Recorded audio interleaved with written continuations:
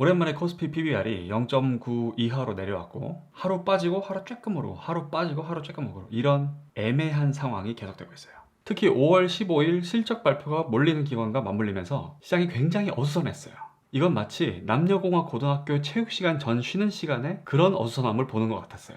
근데 요새도 체육 같은 거 하나요? 체육 안 하나요? 체육 꼭 해야 되는데. 솔직히 지나고 보니까 입시의 중요한 과목들은 인생에 도움되는 거 하나도 없었어요. 그렇지 않아요? 제가 만약에 자식을 낳는다면 입시 관련된 학업은 개판이어도 좋으니까 운동과 금융 공부 요 두 가지만 제대로 시키고 싶어요. 로버트 기요사키가 마이클 펠프스를 키우는 뭐 그런 느낌으로 키우고 싶어요.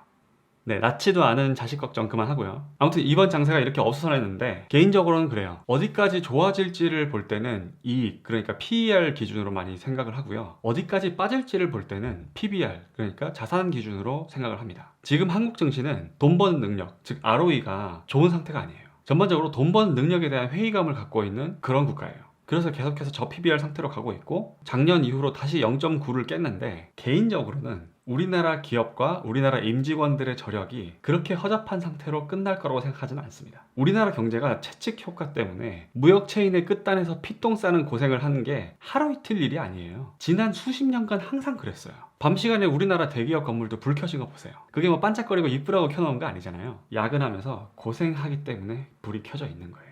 오늘도 열일하시는 대한민국 회사원분들의 파이팅을 기원하며 본격적인 내용 출발해 보겠습니다. 초과 수당도 좋지만 틈틈이 투자 공부도 해 놓으시길 빌겠습니다.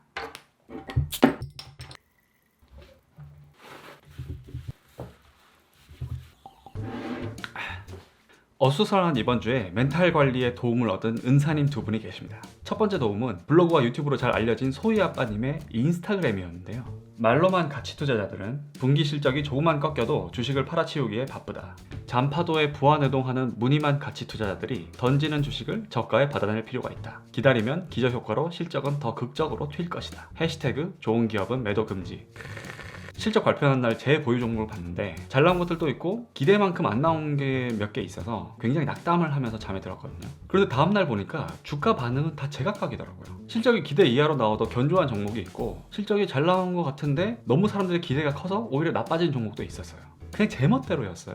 그 와중에 또 다른 분께 도움을 얻었는데 제 유튜브를 보시고 우연히 연락이 돼서 가끔 조언을 얻는 투자 선배님이 한 분 계세요. 경제적인 자유를 이미 달성하셨기 때문에 말 그대로 자유롭게 하고 싶은 거 하시면서 즐겁게 사시는 굉장히 멋진 분입니다. 그분이 하시는 말씀이 분기 실적에 기반해서 매매를 하는 게 인간 본성에 가까운 함정이 될 수도 있다고 하시더라고요. 분기마다 나온 실적을 결과로 내 투자 아이디어들을 그때그때 재평가하면 더 자주 성패를 체크할 수 있기 때문에 옳은 투자 아이디어를 세우는 데만 집중하는 게 아니라 내가 잘하는지 아닌지 그걸 알아내는 데만 집중하게 될 수도 있다는 거죠. 중간고사 점수 자체를 확인하는데 더 신경이 쓰인다는 거죠. 그 미묘한 차이를 찾을 필요가 있어요. 특히 경험이 많지 않은 상태에서 분기 실적을 잣대로 내 투자 아이디어를 평가하려고 하면 실질적인 기업 분석 능력이나 내공을 쌓지는 못하고 투기적이고 도박적인 스탠스만 몸에 익숙하게 되는 나쁜 버릇이 생길 수도 있어요. 언뜻 보기에는 3개월 단위, 그러니까 분기 단위로 아이디어를 평가하는 게 빠르게 성패를 내릴 수도 있고 투자 레코드를 많이 쌓을 수 있어서 도움될 것 같기도 한데 이렇게 의외로 중간고사에만 연연하는 잘못된 습관이 생길 수도 있다는 거죠. 100개 기업을 사고 팔아서 쌓이는 내공보다 1개, 2개의 기업을 제대로 분석해서 제대로 수익을 내는 경험이 더 의미 있을 수도 있다는 거죠. 일단 내가 특정 종목을 모니터링을 하고 매수 매도를 할 때 어떤 스탠스를 가지고 있는지 확실히 할 필요가 있어요.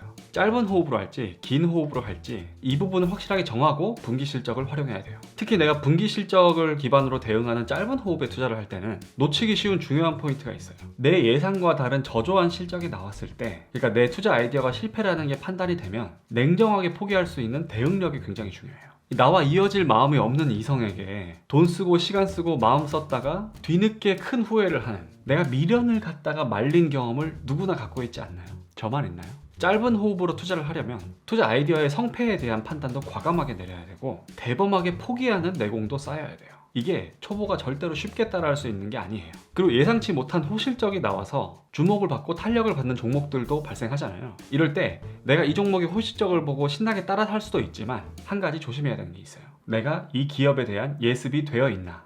미리 공부가 된 기업은 실적 발표에 맞춰서 매수 매도하는 작전을 쓸 수가 있어요. 하지만 잘 모르는 기업인데 갑자기 실적이 전년 대비 잘 나와서 주가가 달린다고 초조한 마음에 서둘러 따라가지 마세요. 특히 내가 실적 자체를 따라가는 게 아니라 실적에 반응하는 주가를 따라가는 사람이라고 생각되면 더더욱 조심해야 되죠. 그리고 이런 짧은 호흡의 투자가 아니라 장기적인 호흡으로 투자하는 종목이 있다면 한 분기, 두 분기 실적에 휘둘리지 마시고 철저히 큰 그림에서 지금 기업의 가치를 평가하셔야 돼요. 만약에 이번 분기 실적이 예상과 달라서 실망 매물에 폭락하는 종목이 있다고 치자고요. 그런 종목 몇 개 있었죠 이번에. 만약에 내가 이 종목을 장기적인 관점으로 매수하셨다면 이런 폭락은 추가 매수의 기회로 활용하시는 게 맞아요. 장기적으로 몇 배씩 수익이 난 종목 중에서 중간중간에 폭락과 조정을 거치지 않는 종목은 거의 없어요. 때로는 내 투자 아이디어에 의심이 들 정도로 급격한 폭락을 맞게 될 수도 있어요. 그런 것에 흔들리지 않는 객관성과 멘탈리티를 가져야 오랜 기간에 걸쳐서 큰 수익을 온전히 챙길 수 있어요.